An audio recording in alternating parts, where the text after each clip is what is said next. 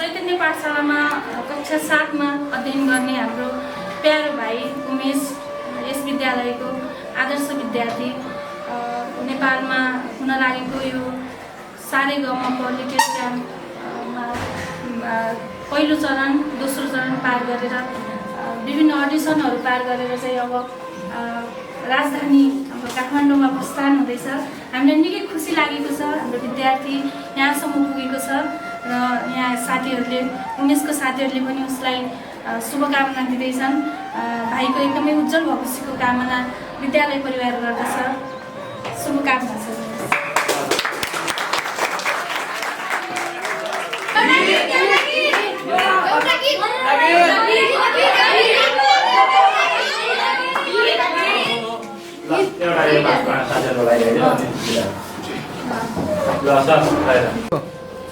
हिमालय पड़ी गयो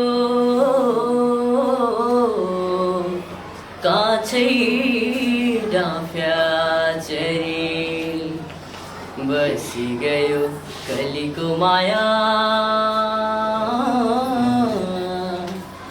नछुटिन्या गरी डोली चढ़ाई लै जाने हो सुवातलाई मेरा घर देते को सुवात न पैसा